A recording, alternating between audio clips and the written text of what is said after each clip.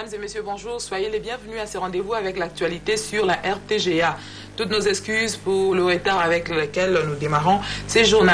Le travaux de la 4e session de la commission spéciale défense et sécurité entre la République démocratique du Congo et la République du Congo se sont ouverts lundi à Kinshasa. Pendant 2 jours, les experts de 2 pays évaluent les conditions d'expulsion massive de Congolais. Le ministre de l'Intérieur des 2 rives, Richard Mouyège et Zéphirin Mboulou, espèrent que cette rencontre apportera de solutions. Le reportage est signé Magui Bougou-Mouzembe et Ben Moundou.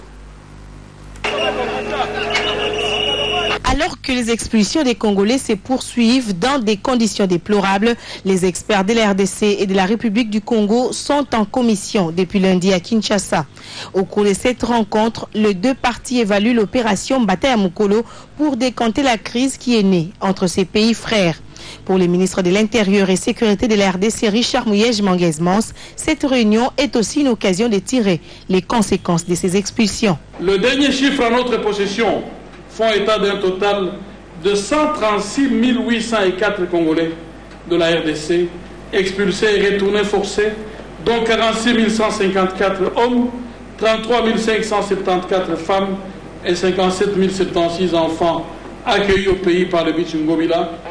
La rencontre de ce jour devrait, à mon entendement, permettre aux experts des 2 parties, d'une part, d'évaluer l'opération des expulsions massives des Congolais de la RDC vivant en RC, République du Congo, et d'en tirer les conséquences, et d'autre part d'évaluer le niveau d'exécution des accords qui nous lient en matière de défense et sécurité et de réactiver la coopération interservices. Le ministre de l'Intérieur, Raymond Zéphirin Mboulou, qui a conduit la délégation brazzavilloise, estime que cette opération s'est déroulée sans dérapage. Ces assises déboucheront sur des recommandations conformes aux droits de l'homme. Cette rencontre de la commission mixte République démocratique du Congo et République du Congo suscite déjà des réactions dans le chef de Congolais. Nombreux sont ceux qui pensent que cette concertation intervient en retard. D'autres, par contre, souhaitent que des solutions harmonieuses soient trouvées dans un bref délai. Le propos des uns et des autres ont été recueillis par Mireille Yenga et Elvis Ndaya. Suivez.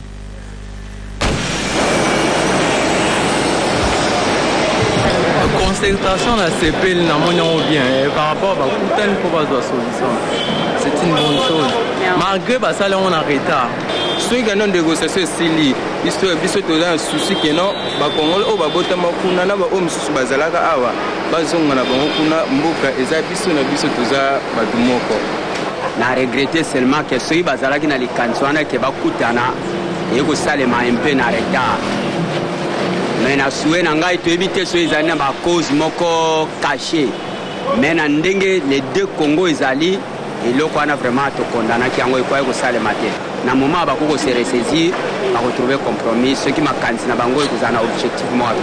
Bon, en fait la rencontre en elle-même n'est pas mauvaise. Mais elle arrive en retard.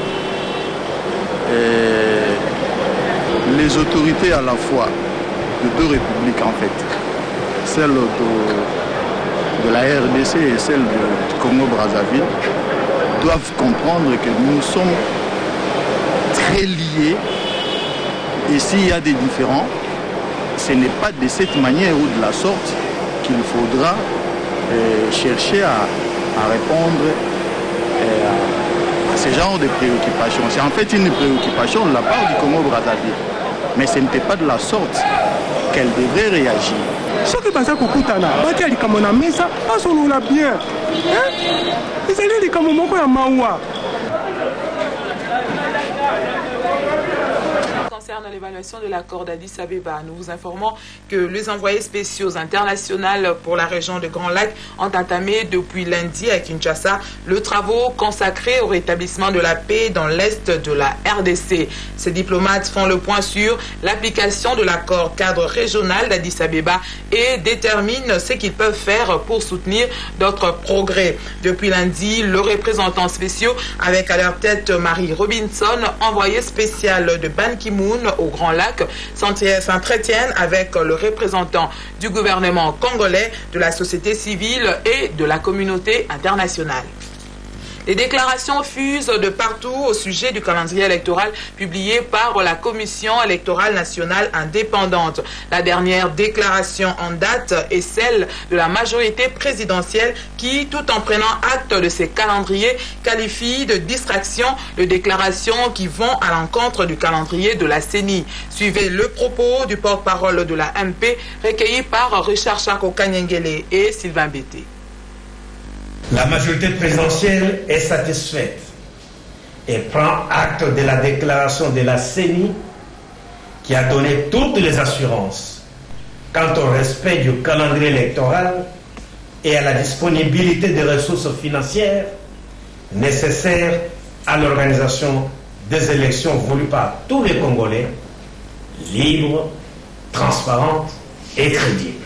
En outre, la majorité présidentielle se réjouit de la prise en compte dans le budget 2014 voté par le Parlement et promulgué par le chef de l'État du financement des élections urbaines, municipales et locales.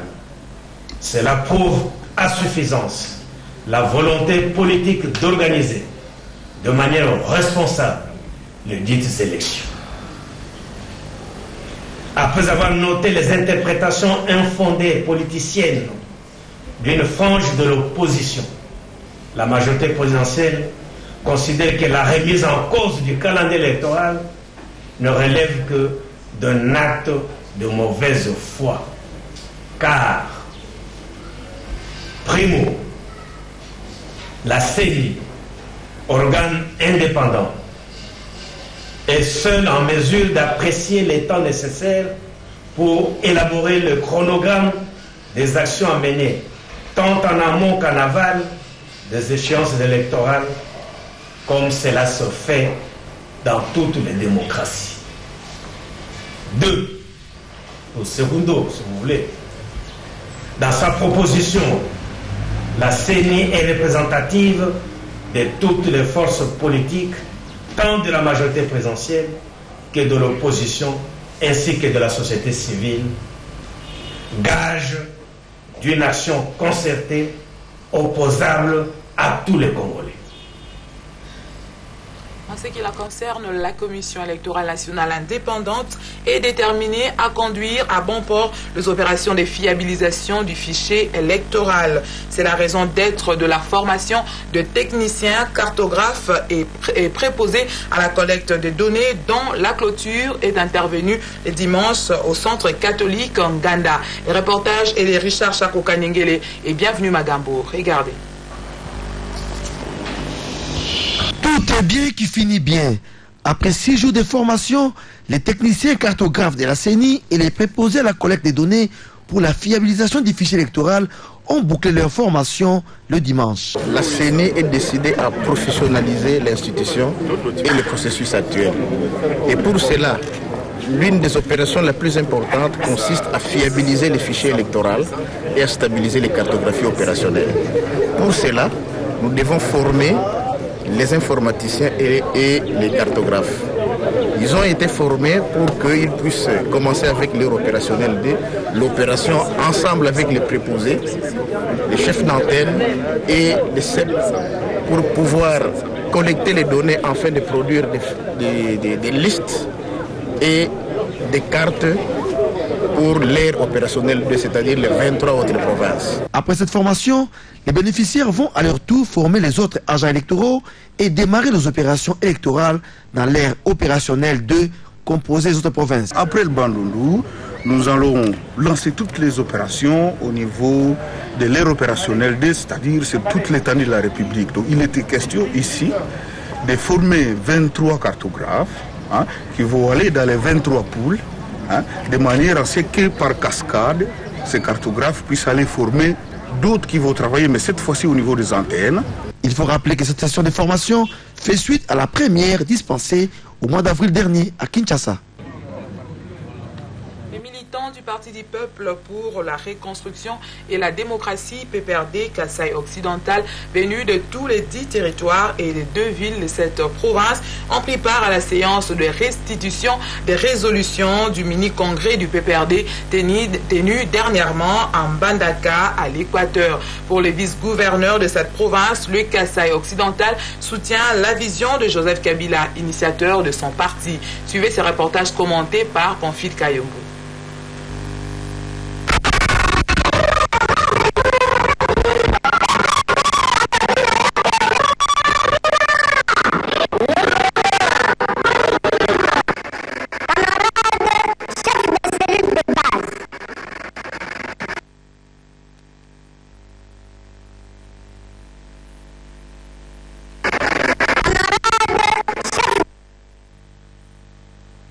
Poursuite, c'est mardi du vote article par article.